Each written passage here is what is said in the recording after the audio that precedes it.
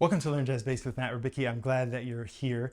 If you are at the beginning of your soloing journey and you feel like you need maybe some different thoughts about how you want to be phrasing in your solo, I have an idea for you that I want to break down. I understand the frustration that can come in a lot of student players. Like you might feel like, I don't know, an evil shopkeeper gave you a cursed necklace that is ruining everything you're trying to do. And I get that feeling entirely. I think there may be a simple fix that a lot of students don't hear themselves doing. And so I'd like to bring that to light. Also, I want to point out, record yourself and listen to yourself. Are you doing this? Or these things we're going to talk about that you could change and potentially sound a little bit more sophisticated. Remember, we're talking about sophistication in phrasing and rhythm, which is the most important part of playing this music. The actual notes don't really matter in the end, especially once you get to a certain level. Phrasing and rhythm is really what will help us to elevate everything we're doing in the music. So the first problem I hear with students is not using upbeats at all.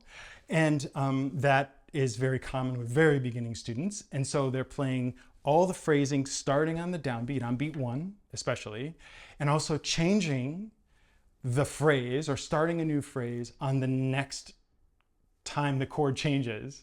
Here's me trying to imitate with love what I hear from a lot of students. I'm playing a C blues and I'm starting phrases on the downbeats, especially at the beginning of a bar, and then also changing phrases when the chord changes. Take a listen.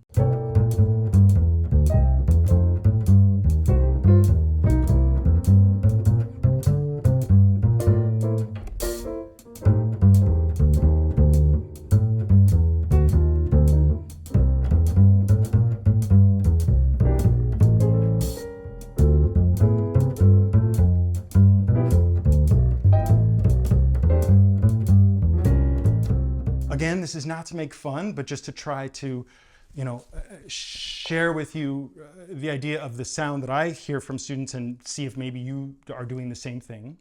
So not using the offbeats at all is problematic unless you do it carefully, unless you know what you're doing. So actually involving the offbeats will elevate something altogether. So from the beginning, meaning if you start a phrase on an upbeat, that will get you one step closer to having an elevated phrase many times, especially if you're not doing it already.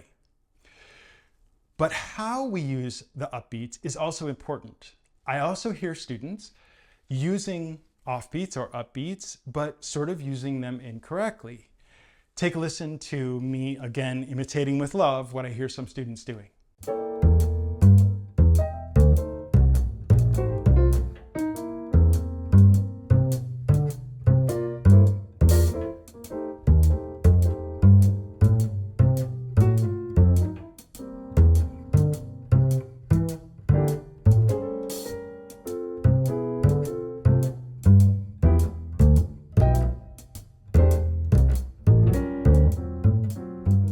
So as you might be able to tell, I was doing a lot of, if not all, upbeats and having them be very short and sharp.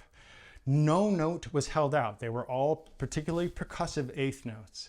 And there's nothing wrong with that in careful use throughout a solo. If you use it very, very sparingly, it's totally fine. But I hear students falling back on it and using it a lot as sort of thinking they're doing a syncopated line, but it ends up sounding not quite right.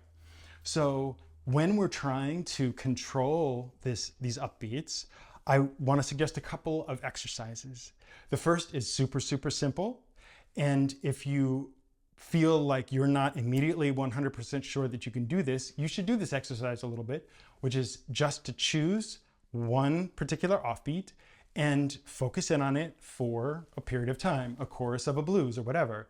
So let's choose the end of 1, and I'll just play the root. I'll just play C on the end of 1 and hold it for a bar. So you really sort of make sure that you process what you did. So 1, 2, 3, 4, 1, 3, 4, 1, and 2, 3, 4, 1, and 2, 4, 1, and 2, 3, 4,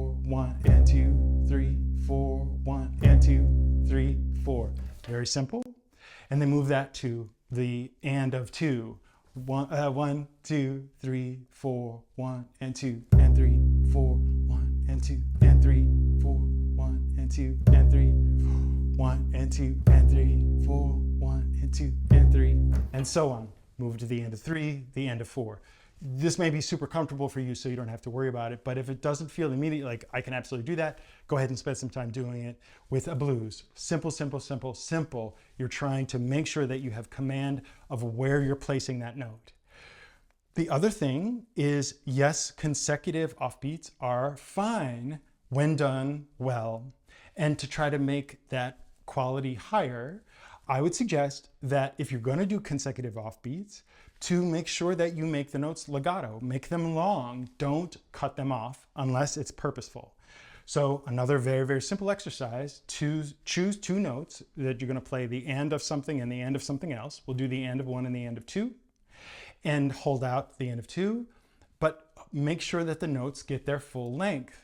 That's it. So I'll choose C and E flat. So 1 and 2 and 3 and 4 and 1 and 2, 4 and 1, 2, 3, 4, 1, 1, 2, 3 and 4 and 1 and 2 and 3, 4, 1, 2, 3, 4, 1.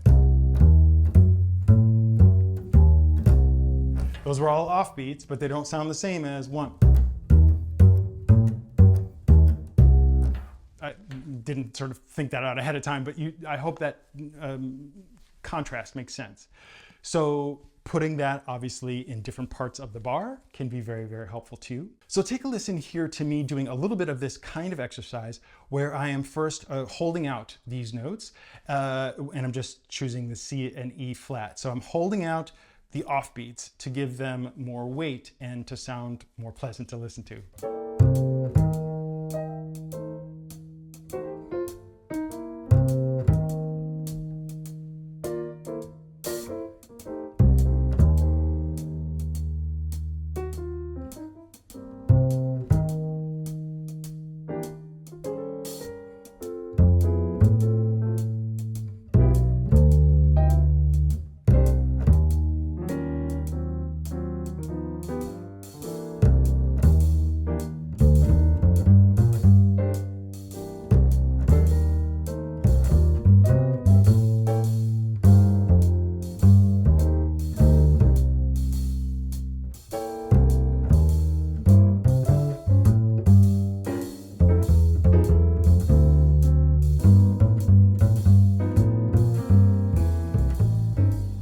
After you sort of have this purposeful thing of keeping the 2 notes long, then play with making one, or if you have more of them, making one of them short to provide variety. So the first one can be short, the next one long.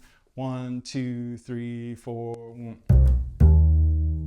Or you can do the opposite. 1, 2, 3, 4, 1. That's a very different thing that really wants to go somewhere else. But it could also be the end of a phrase. Could be the end of something. So here is me trying to sort of do this little bit of what you might do as an exercise for yourself. Some things I've got in the PDF for you.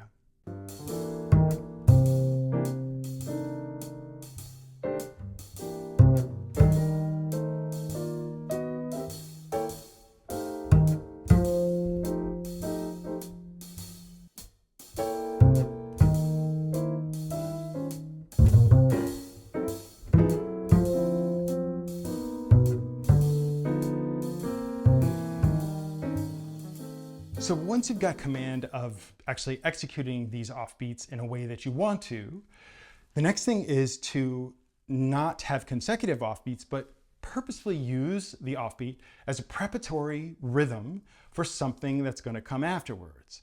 And generally I'm thinking about 2 things with that. The first being an 8th note that leads to more 8th notes. So for example, the and of 1 going to 1 and 2 and 3. Just that simple thing. 1, 2, 3, 4, 1 and 2 and 3. That's going to change in how the phrase is perceived if if you were to do the same phrase on the downbeat, it sounds different. 1, 2, 3, 4. That doesn't sound terrible because the last note is syncopated, but it's a very different feel. 1, 2, 3, 4, 1. That feels like it wants to move further as opposed to sort of being resolved rhythmically. So here is me, same thing with an exercise of trying to just focus on making sure that in this example, I'm using the end of 1 to start a phrase that is basically eighth notes. Check it out.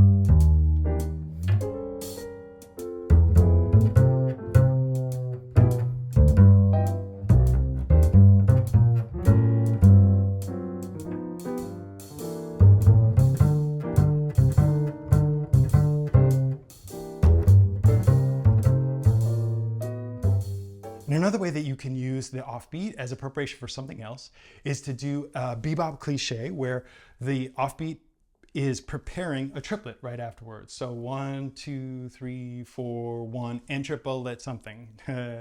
And triplet ba ba ba da. And triplet. And triplet. And triplet da da da da. And triplet da. Okay, so if we're going to do something based on sort of like E flat major or E flat 7, 1, 2, 3, 4, 1. Something like that. You can choose really anything as far as putting it in different places. I mean, it doesn't have to be just E flat. I often find it really, really helpful to think of this specifically where you are preparing the root of the triplet. You're preparing whatever note you're going to start with from a half step below. And if you're able to slur it, to hammer on, that's really effective too. So if I'm going to do something with a C, I'm going to start with a B. 1, 2, 3, 4, 1. 1, 2, 3, 4, 1. Could be any number of things. It's up to you. But the idea is to just use your imagination to find different places to make this work. A very, very common bebop thing with this as well is that you would go up to the 9 of whatever the chord is. The highest point of this line would be the 9. A really common, or maybe not so common, but a tune that really represents this well of many is the original milestones, the bebop milestones, where the melody is this preparation with the triplet in E flat, but the highest note is an F. That's the 9 of E flat. It's the 2nd degree in an E flat major scale. So that's the beginning of the melody, of the main melody. So I'm playing D, E flat, whoops, D, E flat, G, B flat, F. That's the highest note of this particular melody line, and this is very common in bebop. That's another common thing to do, go back down to the 1. So I'm going F, E, E flat.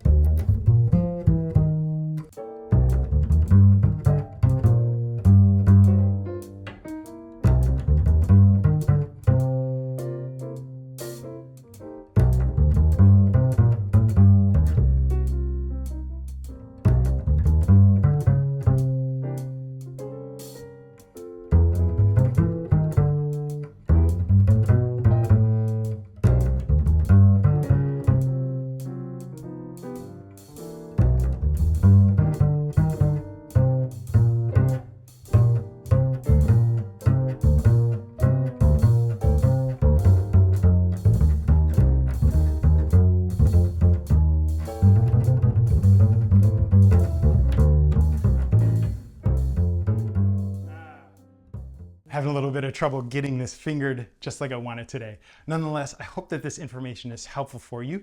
I've got a PDF for you below. Be sure to check that out. Thanks for joining me. And always remember, straight ahead and strive for tone.